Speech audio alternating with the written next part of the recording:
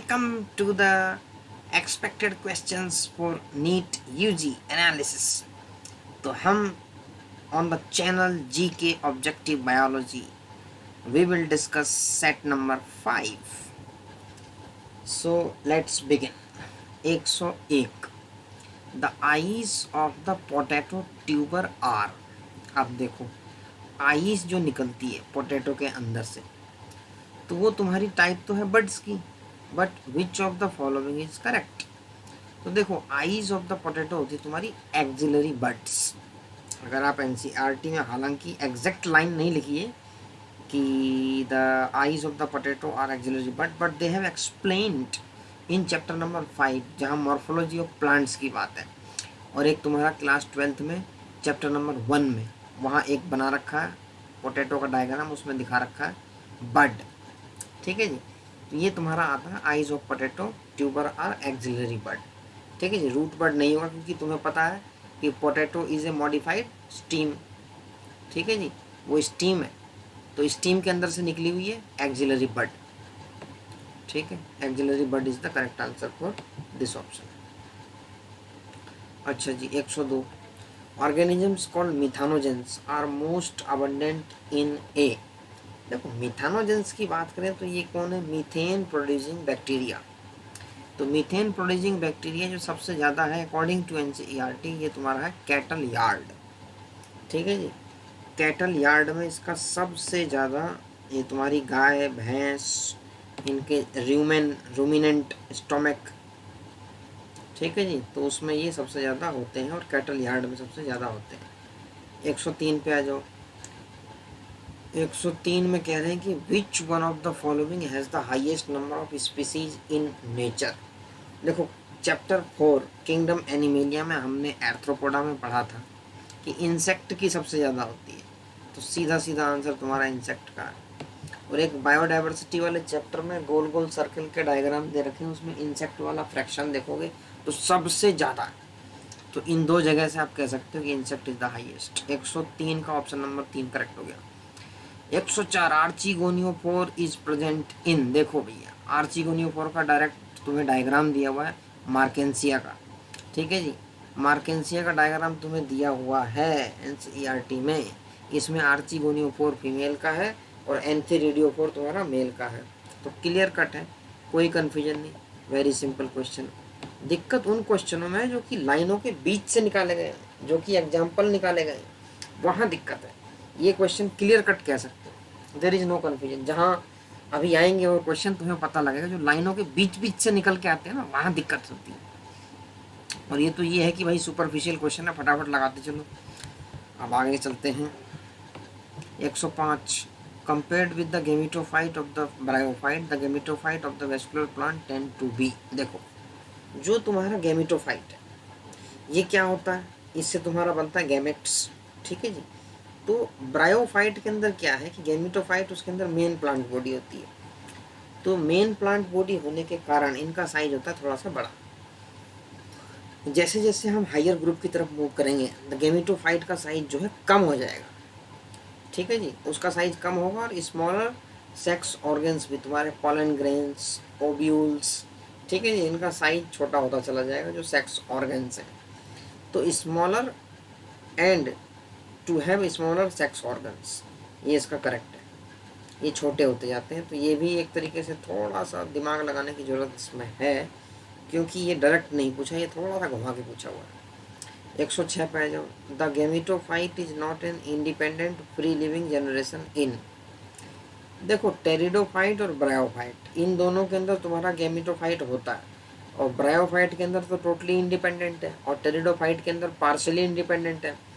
तो ये जो तीनों है ना, पॉलीट्राइकम एडियंटम मार्केंसी, ये टेरिडोफाइट और गैमेटोफाइट को मिला के, ये ब्रायोफाइट को मिला के हैं। पाइनस ये है तुम्हारा gymnosperm.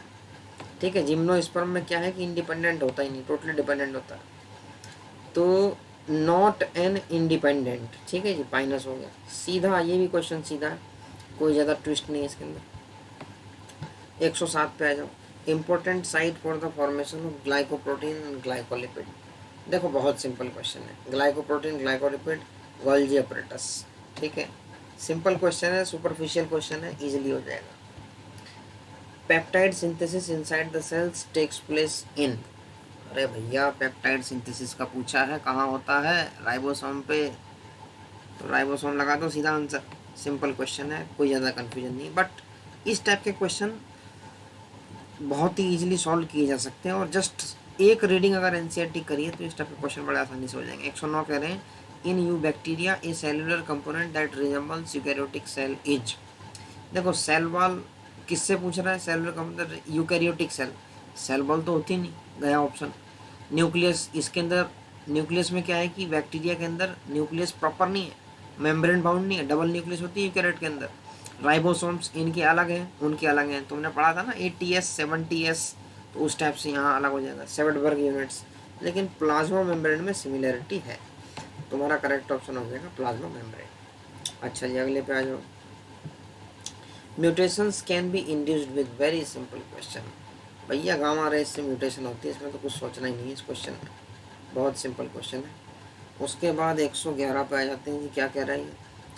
A collection of plants and seeds having diverse allele of all the genes of a crop is called germplasm। भैया डायरेक्ट लाइन है एनसीईआरटी की, और मैं तुम्हें बता दूं ये कहाँ से पूछी गई है। ये क्लास 12th के चैप्टर नंबर 9 से, पेज नंबर भी बता देता हूँ। 111 तुम्हारा पूछा गया है 171 पेज पे, ऊपर की तरफ या बीच में कहीं होगा जर्मप्लाज्म, डेफिनेशन दी हुई है, बीच में है, तो एग्जैक्ट लाइन मिल जाएगी, जर्मप्लाज्म की डेफिनेशन पड़ी हुई, क्वेश्चन हो जाएगा। Question number 112, which one of the following also act as a catalyst in a bacterial cell. देखो क्लास 12th की चैप्टर नंबर 6 इनहेरिटेंस वाले, जो मॉलिक्यूलर बायोलॉजी वाले चैप्टर में तुम्हें देखा होगा तुमने 23S जो आरएनए है, उसमें एक लाइन जस्ट लिखी हुई है तुम्हारे ट्रांसलेशन में, प्रोटीन सिंथेसिस में, कि 23S RNA of bacterial RNA is also having catalytic activity. तो वहाँ से क्वेश्चन आया है, तो 112 भी हो गया तुम्हारा। अब आ जाओ क्वेश्चन नंबर 113, कह रहे हैं which one of the following statement is correct. तो करेक्ट का पूछा हुआ है। देखो in tomato fruit is a capsule, नहीं कैप्सूल नहीं है, इसमें बेरी है। सीड ऑफ ऑर्किड्स है ऑयल रिच एंडोस्पर्म, बिल्कुल नहीं, ऑयल होता ही नहीं इसमें।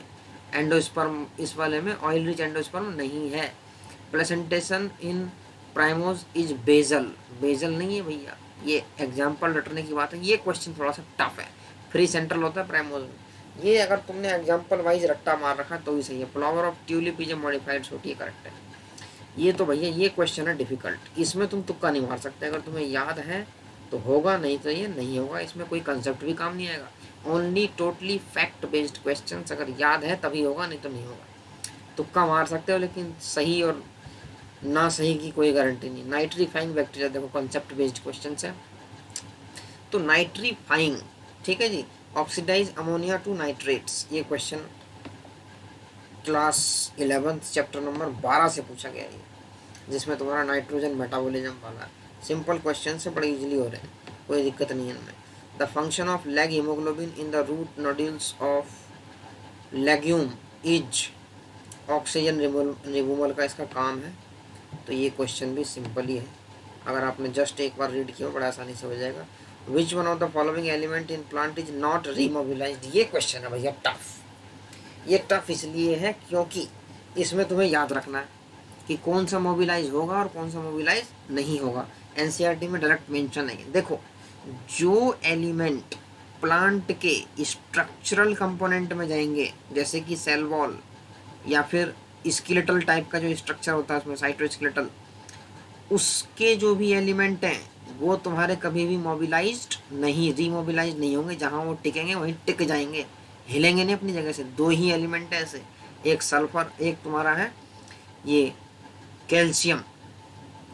ये जो कैल्शियम जो है, इसने पूछा which one of the following element in plant is not remobilized, तो कैल्शियम, कैल्शियम अगर एक जगह टिक गया तो वहीं रहेगा।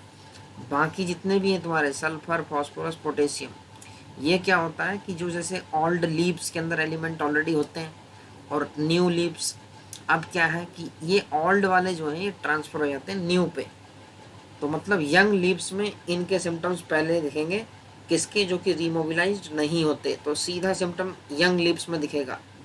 और इन सारे एलिमेंट के क्या है, जो रीमोबिलाइज्ड होते हैं वो क्या है फट से ट्रांसफर हो जाएंगे, तो पहले कहाँ दिखेंगे, सेनिसेंट लीव्स में। ठीक है जी, तो इसका करेक्ट आंसर हो गया कैल्शियम। तो कैल्शियम इसका करंट है जो कि ये तुम्हारा रिमोबिलाइज्ड नहीं होता। तो ये हो गया 117 question number, option number 3 is the correct. जो तो इसमें यही ध्यान रखना कि जो स्ट्रक्चरल कंपोनेंट का पार्ट है वो तुम्हारा नहीं होगा रिमोबिलाइज्ड। ए ड्रुप डेवलप्स इन, देखो क्लियर लाइन लिखी हुई है, मैंगो और कोकोनट के अंदर ड्रुप है, तो उनका टाइप क्या है, ड्रुप। वेरी सिंपल क्वेश्चन, ये भी तुम्हारा याद करने वाला ही क्वेश्चन है भाई, अगर याद होगा तो बड़े आसानी से हो जाएगा। तो फिर कह रहे हैं भैया कि ग्राउंड टिश्यूज इंक्लूड, जहाँ एनसीईआरटी में class 11 chapter number 6 ground tissue जहाँ लिखा हुआ है पहली लाइन लिखी हुई है, all tissues except epidermis and vascular bundle constitute the ground tissue system. ठीक है जी, तो इजी क्वेश्चन है लेकिन थोड़ा सा याद रखना पड़ेगा, याद रखने के बाद ही आप इस क्वेश्चन को कर सकते हो। इन land plant the guard cells differ from other epidermal cells in having, देखो गार्ड सेल्स के पास जो सबसे बड़ा डिफरेंस है, ये इनके पास क्लोरोप्लास्ट है। तुमने देखा होगा डायग्राम, अंदर की तरफ जो जस्ट पोर के बाहर होते हैं ना सेल्स ऐसे, उसमें dot dot dot dot like structure है, वो क्लोरोप्लास्ट है। तो इनके पास क्लोरोप्लास्ट होता है, ये इसका अदर सेल से डिस्टिंग्विश कर सकते हैं इस तरीके से। The ovaries half inferior in flower of, भैया रट्टे वाला क्वेश्चन है, प्लम रोज पीच, इन तीनों में हाफ इनपीरियर है, तो पीच का आ गया, पीच का आ गया तो लगा दो आंसर पीच। आगे आ जाओ, आगे कह रहे हैं कि जी the cork cambium cork and secondary cortex are collectively called. देखो ये क्वेश्चन थोड़ा सा रट्टे वाला तो है, क्योंकि चैप्टर नंबर 6 में क्लियरली मेंशन किया हुआ है cork cambium cork and secondary cortex are collectively called. इनके ये जो है ना, ये फिलम, फिलोडर्म और फिलोजेन, ये तीनों इनके नाम है अलग अलग, दूसरे नाम है, और इन तीनों को मिला के एक कॉमन टर्म होता है पेरिडर्म। एनसीईआरटी में क्लियर दिया हुआ है, तो थोड़ा सा अगर ध्यान दिया हुआ तो बड़ा आसानी से हो सकता है। विच one of the following is wrongly matched, देखो हमें बताना है इनकरेक्ट। तो ये तुम्हारा जो क्वेश्चन है, अगर तुमको एक ध्यान है कि जो पुक्सीनिया होता है ये तुम्हारा क्या कॉज करता है, पुक्सीनिया स्मट, ये कॉम्बिनेशन ठीक नहीं है। बस अगर तुम्हें ये ध्यान है ना, पुक्सीनिया क्या चीज़ कॉज करता है, रस्ट, स्मट कौन करता है, अस्टिलेगो, अगर तुम्हें यही ध्यान है तो भैया बड़े आसानी से क्वेश्चन हो जाएगा। एक तो ये तरीका है इसको सॉल्व करने का। दूसरा ये है कि अगर तुम्हें एग्जाम्पल याद हो कि कैजिया के अंदर इम्ब्रिकेट एस्टिवेशन होता है तो बड़े आसानी से कह दोगे ये सही है।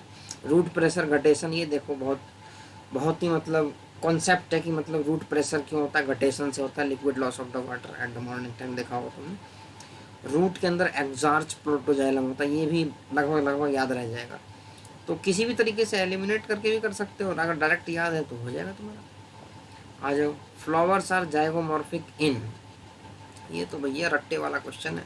Chapter number 5 morphology of flowering plant, हर साल 3-4 क्वेश्चन आ रहे हैं, उसमें तो एग्जाम्पल बेस्ड ही पूछा जा रहा है। तो भैया अगर तुमने याद कर लिया तो बड़ा आसानी से हो जाए गुलमोहर। ठीक है जी, इसमें आ गया correct answer. CAM helps the plant in, देखो कैम पाथवे, ये होते हैं तुम्हारे जो जीरोफाइट्स होते हैं ना, तुमने देखा होगा डेजर्ट के अंदर, जिनको कि वाटर कंजर्वेशन की जरूरत होती है, वहाँ पे स्पेशल पाथवे है कैम पाथवे। एक C3 एक C4, उसी का थोड़ा सा मॉडिफाइड वर्जन कैम पाथवे है। तो वाटर कंजर्वेशन में इसका बहुत बड़ा रोल है कैम पाथवे। हालांकि एनसीईआरटी में मेंशन उतनी अच्छे से नहीं है, ये शायद तक नहीं भी दिया हुआ, लेकिन ये तुम्हें कैम पाथवे पहले वाले मेडिकल एंट्रेंस में काफ़ी पूछा जाता था, क्योंकि थोड़ा सा मॉडिफाइड वर्जन होता है, इसमें वाटर कंजर्वेशन की बात होती है। तो इस तरीके से हमने सारे क्वेश्चन कर लिए हैं। अगर तुम्हें किसी क्वेश्चन में लगता है कि इसका आंसर ये नहीं ये होना चाहिए तो ज़रूर बताएं, क्योंकि नॉलेज बांटने से ही बढ़ती है भैया, ये ध्यान रखना। नॉलेज को जितना बांटोगे उतनी बढ़ेगी, जितना शेयर करोगे उतना बढ़ेगा। तो इस चीज़ को ध्यान रखते हुए अब हम इसको करते हैं क्लोज। अब अगले वीडियो की तैयारी की जाए। धन्यवाद।